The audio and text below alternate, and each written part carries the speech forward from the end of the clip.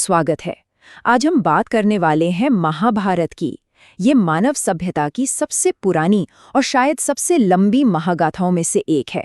और पता है, ये सिर्फ एक कहानी नहीं है, ये तो एक पूरी की पूरी सभ्यता की नींव है जो हमें धर्म, कर्म और नियति के बारे में बहुत कुछ सिखाती है। सोचिए जरा, क्या हो अगर एक छोटा सा पारिवारिक झगड़ा दुनिया के सबसे बड़े युद्ध में बदल जाए? यही वो एक सवाल है जो इस पूरी महागाथा की, कह सकते हैं, रूपरेखा तैयार करता है।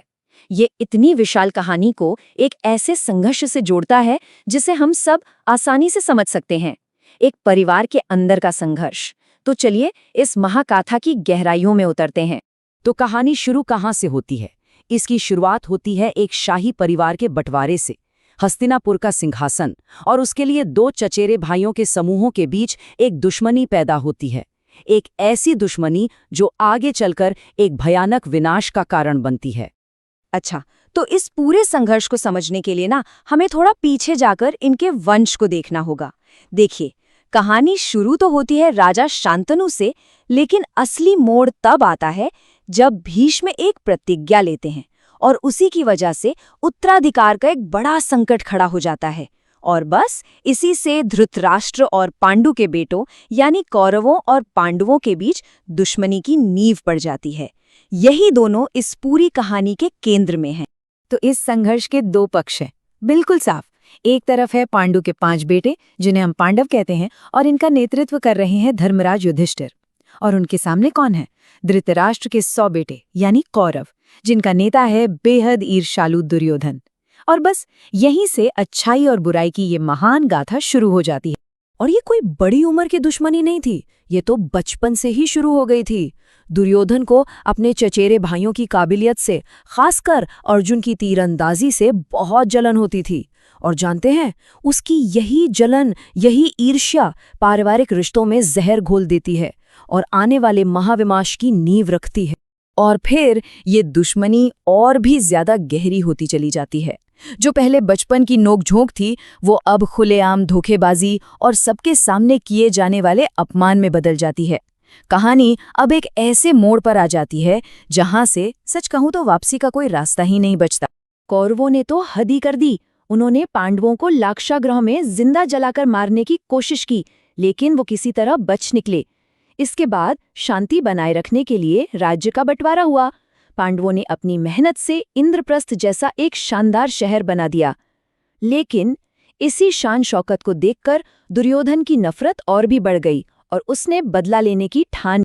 और यहीं पर कहानी का सबसे बड़ा टर्निंग पॉइंट आता है, एक चौसर का खेल। ये सिर्फ एक खेल या चुनौती नहीं थी, ये एक साजिश थी। एक ऐसी साजिश जहां सही और गलत के बीच की लाइन पूरी तरह मिट गई थी। ये एक ऐसा खेल था जो पांडवों की किस्मत को हमेशा हमेशा के लिए बदलने वाला था। शकुनी की चालों और अपने धर्म के बोझ तले दबे हुए युधिष्ठिर एक एक करके सब कुछ हार जाते हैं। पहले पूरा राज्य, फिर अपने चारों भाई, फिर खुद अपनी आजादी और आखिर में अपनी पत्नी द्रौपदी को भी दांव पर लगाकर हार जाते हैं।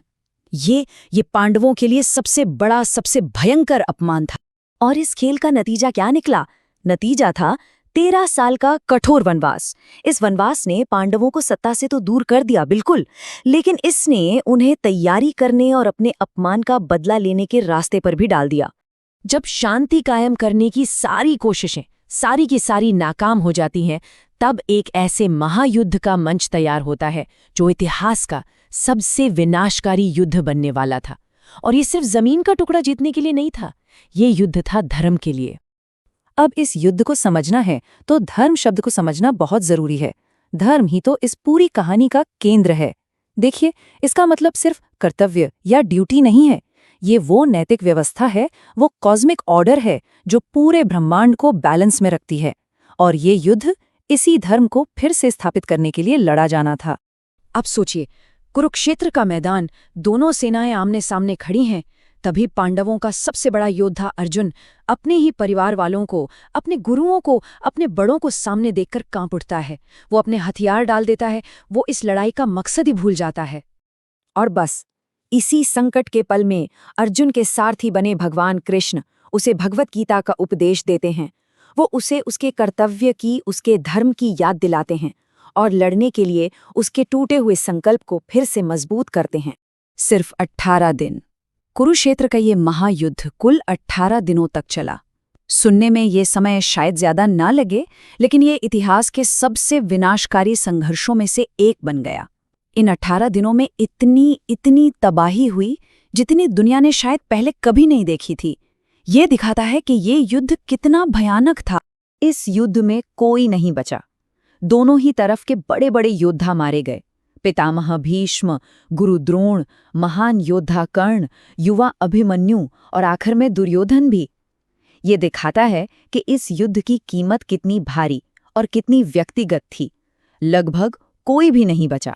तो युद्ध खत्म हुआ, पांडव जीत गए, लेकिन उनकी ये जीत पूरी तरह से खोखली साबित हुई। सोचिए, उन्होंने एक ऐसे साम्राज्य पर शासन किया जो लाशों और दुख से भरा हुआ था। भला ये कैसी जीत थी? युद्ध के बाद की कहानी भी उतनी ही दुखद है, उतनी ही भारी। पांडवों ने एक शोक में डूबे हुए राज्य पर कई साल राज किया। उधर कौरवों की मां गांधारी ने इस पूरे विनाश के लिए कृष्ण को श्राप दे दिया। और आखिर में सब कुछ त्याग कर पांडव अपनी अंतिम आध्यात्मिक यात्रा पर निकल पड़े, जिसमें सिर्फ और सिर्फ युधिष्ठिर ही सफल हो पाए। तो हाँ, अंत में जीत तो हासिल हुई, लेकिन ये एक ऐसी जीत थी जिसमें सब कुछ खो गया था। दुनिया बिखर कर रह गई थी। धर्म को बनाए रखने की कीमत थी एक पूरी पीढ़ी का सर्वनाश। और यही इस कहानी की सबसे बड़ी त्रासदी है। और आखिर में ये महागाथा हमें एक बहुत ही गहरे सवाल के साथ छोड़ जाती है। पांडवों ने धर्म की स्थापना तो की, लेकिन क्या इसकी कीमत कुछ ज्यादा ही नहीं थी? जीत का असली मतलब क्या होता है? ये वो सवाल है जो महाभारत आज भी हजारों साल बाद भी हम सबसे पूछते हैं।